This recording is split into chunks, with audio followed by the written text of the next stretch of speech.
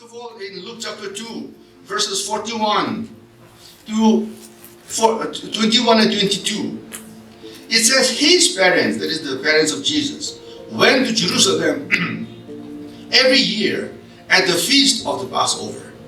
And when he was 12 years old, they went up to Jerusalem according to the custom of the feast. You see, in ancient Israel, the Jewish people were required to celebrate three major feasts in Jerusalem. The first one, is the Feast of the Tabernacles. The second one is the Feast of the Weeks or Pentecost. And the third is the Feast of the Passover. That's one of the biggest feasts. And the Jewish people, no matter where they were settled, they were required to go at least once a year. And so we are told, Mary and Joseph also, his parents, also went up to Jerusalem. They traveled to Jerusalem. And at this time, we are told Jesus was 12 years old. When Jesus was 12 years old, they went up to Jerusalem according to the custom of the feast. Now, why did Luke record this? Leaving aside many other informations that he could have had, why did he record this? Well, you see, because again in the Jewish culture,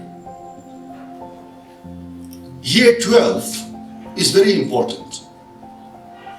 Because after reaching the 12th year, now the child must transition into a youth. Now, even today, we also, up to 12, we expect the child to be still childish, but 13 is a teen already, a teenager. 13 to 19. See, the words ending with teens. This is where we call the passage of the teen. So Jesus was about to turn 13. And that is why Luke records that they went up to Jerusalem when he was 12. Now when Jesus turns 13, or any Jewish boy turns 13, what will happen is, he will now be declared a man.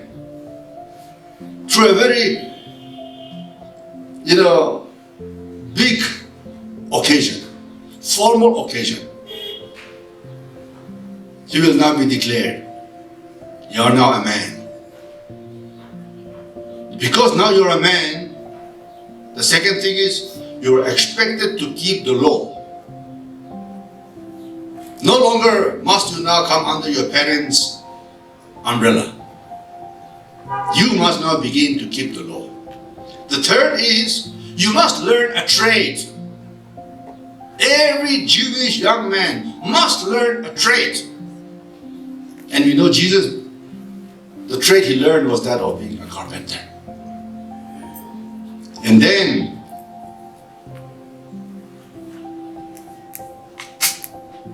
he is now recognized as a man. His identity is no longer under his parents. He is now a man. Now, I think one of the very practical aspects of this is that is why Jewish people throughout the world, they are very industrious. They are very hardworking. They are amongst the most brilliant. They are amongst the wealthiest. And as I mentioned last night, today Israel is one of the most advanced countries in the world. It's fascinating to read the history of Israel, especially starting 1948. Imagine the moment you were introduced as a country, all the nations around it, they ganged up and they tried to destroy you. Till today they're trying, but they have never succeeded. So anyway, back to Jesus. So now Jesus is about to turn into a man, and that is why Luke records this. And then verses 23 to 50, let me read to us. 43 to 50. When they had finished the days as they returned, the boy Jesus lingered behind in Jerusalem, and Joseph and his mother did not know it. But supposing him to have been in the company, they went a day's journey and sought him among their relatives and acquaintances. So when they did not find him, they returned to Jerusalem seeking him. And so it was that after 3 days, they found him in the temple, sitting in the midst of the teachers, both listening to them and asking them questions. And all who heard him were astonished at his understanding and answers. So when they saw him, they were amazed. And his mother said to him, "Son, why have you done this to us? Look, your father and I have sought you anxiously." And Jesus said to them, "Why did you seek me? Did you not know that I must be about my Father's business?" But they did not understand the statement which he spoke to them. Imagine this. After the feast was over, they have stayed in Jerusalem for several days. Anywhere between 3 to 7 days. And then they had already started the journey back to their home place. Already 1 hour, 1 day, they have journeyed. And then probably only that night when they're about to sleep, Mary and Joseph ask each other, where is Jesus? And to their shock, Jesus was not there. So, they decided they must go back. So they went back to Jerusalem. And they searched for Jesus. Day 1, couldn't find him. Day 2, couldn't find him. Day 3, 3 days, they searched for Jesus. Now picture this in your mind. Somebody might even be thinking, how irresponsible parents. Mary and Joseph, how irresponsible. How could they have left their son behind? How could they not have known? Well, you see, it's quite practical that they would have missed him. You see, because in those days, we didn't have airplanes or trains, and we have to buy tickets, and we have to, go through all those. No. They walk. Wherever they want to go, they walk. And they follow a caravan. All their belongings are in the caravan. And normally, the women walk first. Then comes the caravan. Then the men follow. And so maybe it's quite feasible that Mary thought Jesus must be with Joseph. Joseph thought Jesus must be with Mary. So it's quite possible, isn't it? It was not the irresponsibility of the parents. They are practical people. Very, very practical. And so they don't just, spoil their kids or do everything for them. No, they're expected to carry their weight. So even as a 12-year-old, he must have been already responsible. So they thought, one thought Jesus was with the other. And the other thought he was with the other. And then for 3 days, they searched for him. I can just imagine the anxiety in their hearts. Once when we were attending a wedding in Baguio City in the Philippines, your auntie and I, after the wedding was over, we were talking to guests, and our children were still small at that time. I think Mark must be around 3 or 4. And so while we were talking with our friends and slowly walking, while talking with friends, slowly, we walked out. It was a 5-star hotel. So we went out. Then as we finished talking with our friends, suddenly I asked, I don't know whether I asked first or your auntie asked first, "Where's Mark?" Mark was not there. So we had to go back. Now good thing was the security guards found him. So they told him, "Don't worry, just sit here. I'm sure your parents will come back." So we went back and we got him. As parents, you can just imagine leaving your children behind. But on the 3rd day, when they found Jesus, to their shock and amazement, what we were told was Jesus was in the temple, sitting amongst those learned people, not just listening, but also asking. And apparently he was asking some very interesting, relevant, doctrinal, theological questions. Because we are told here, they were amazed. not only the people in the temple, but when Mary and Joseph found Jesus there, when they looked inside for a while, they were listening and they were amazed. Now after that was over, then Mary got Jesus and asked him, why? Why did you do this to us? Now it's very interesting, the answer of Jesus. Jesus, why did you seek me? Probably Jesus must have told her mother, Mom, while you are doing all these things, I will just go to the temple once and just see what's going on. And the mother might have said, okay, and must have forgotten. So when Jesus says, why did you seek me? Did you not know that I must be about my Father's business? Now Jesus was not being rude. No. And after saying, Mom, didn't I tell you that I would be in the temple for a while? I just wanted to listen to scriptures.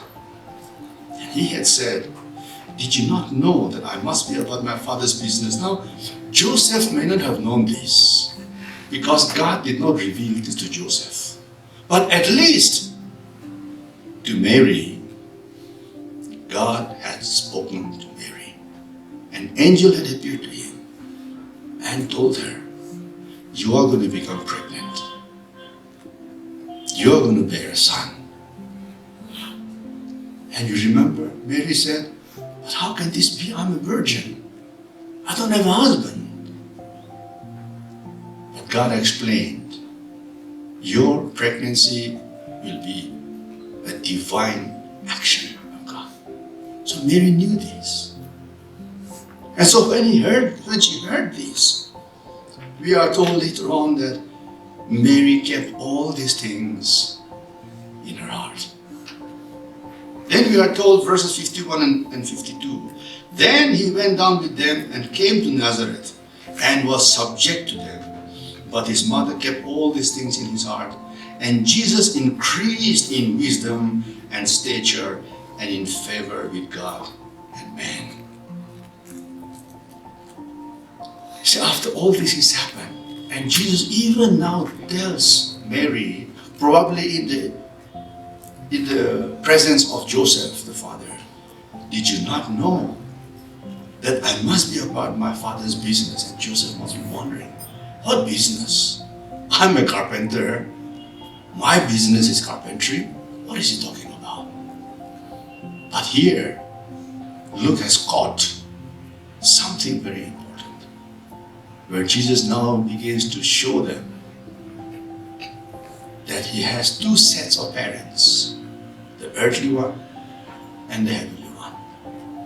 And so we are told Jesus subjected himself to his parents. In other words, obediently, as an obedient son, he went back to his parents, with his parents. And the next 17 or 18 odd years, he worked as a carpenter. Because his father was a carpenter. And therefore he apprenticed before his father, and then he also became a carpenter. Now the other passage, very short passage, Mark chapter 6, verses 2 and 3. We have another account where it gives us some indication of Jesus growing up as a young man. Mark 6, verses 2 and 3, it says, and when the Sabbath had come, he, that is Jesus, began to teach in the synagogue, and many hearing him were astonished, saying, where did this man get these things? And what wisdom is this which is given to him, that such mighty works are performed in his hands? Is this not the carpenter, the son of Mary, the brother of James, Joseph, Judas, and Simon? And are not his sisters here with us? So they were offended by him. See, by this time Jesus had now begun his ministry. And as he begins his ministry, they could see that this man was someone totally different from any other teacher or preacher. They were astonished.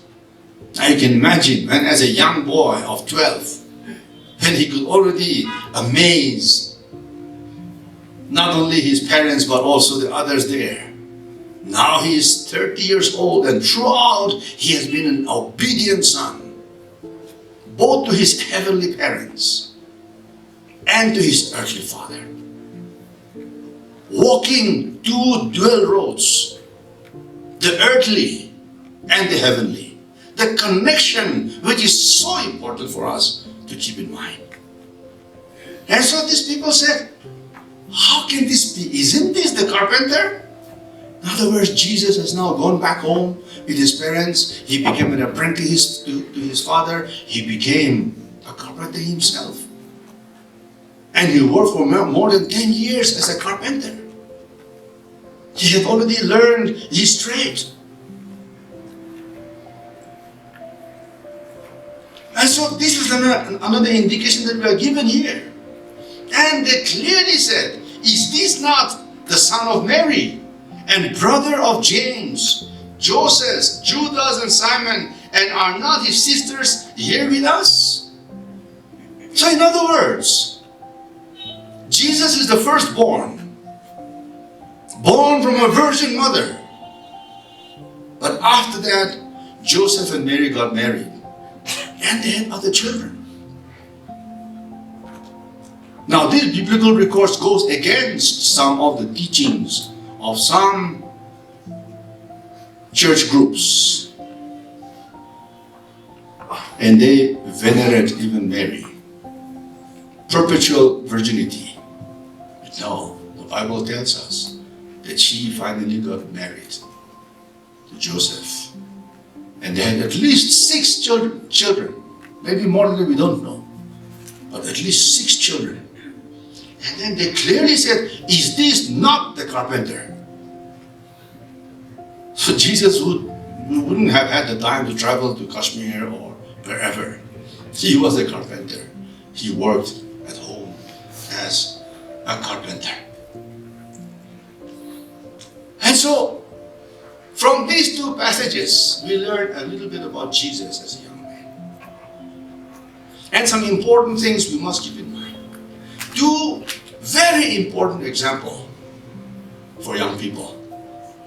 The first is, you must learn a trade. Everyone must learn a trade. Now today, you and I, we live in a situation where, we are no longer in the agrarian society. Until the 19th century, basically everybody we all lived in the agrarian society. My grandfather was a farmer. My father got educated, one of the first educated persons in my village. But my grandfather was a farmer. And for many of you also probably, your parents, your grandparents must have been farmers. As poor as they were, our parents earned enough to send us to get education. So learning a trade today does not necessarily mean using our hands like a carpenter or a shoemaker. But learning a trade is studying hard. Getting a college education. Well, today, nowadays, you don't even have to get a college education. By the time you finish your class 10 or 12, you can go on to learn a trade. Vocational studies. And so one very important thing is learn a trade, learn to support yourself. Now when I say learn to support yourself, I'm using today's example. Now in Delhi, your auntie and I have been in Delhi for many, many years. And in many of the malls in Delhi, and the hotels, restaurants, we go there, we see so many of our Northeast people. The call centers, so many of our Northeast people are working there. Whenever I meet any of those, I try to talk to them. I ask them what tribe they are from, where are they from, what tribe they are, and things like that. Now I must say, although a lot of people, it's an honest way of working, no doubt. And probably some will go on, will rise to become executives. Whether in the hospitality area, like a waitress, or a salesperson in a shop. Probably there are some who probably will go up to be a manager. But all those things depends upon, number one, your education and your attitude. And that is why for young people it is so important today to get education. Without education, nobody will respect you, especially if you are working in the cities as a salesperson in the malls, or waitress or waiter in the restaurants, or even as a call center. If you are already well educated, you're a graduate or postgraduate, and you decide to work from that level, entry level, and go up, fine, that's fine. People will respect you. And so when I say learn a trade, I'm not talking about, I'm tired of studying. You fail your metric, I'll just go to a call center. I know a little English. I'll go and be somebody working in a mall.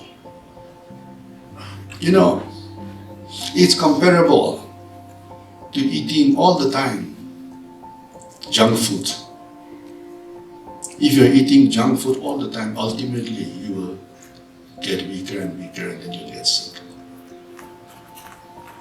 Working in those levels, unless you are desperate, it will never lead anywhere. So when I say learn a trade, at least get a 10+2 or a graduation. And once you're a graduate, once you're educated, go ahead, do whatever you want to do. You don't even have to have an MA or PhD or whatever today to do well. There are many who have dropped out of colleges, who are the big bosses of great companies. So anyway, learn a trade. The other one is work hard. Work hard.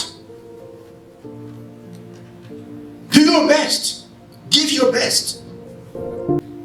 What are we to take away from this? And especially in the light of our theme, a call to righteous living in a challenging world. Now, as I have said earlier, Jesus demonstrated to us his connection with both his earthly parents and his heavenly parents. There was that connection. Because of that connection, Jesus went on to become the kind of person he was.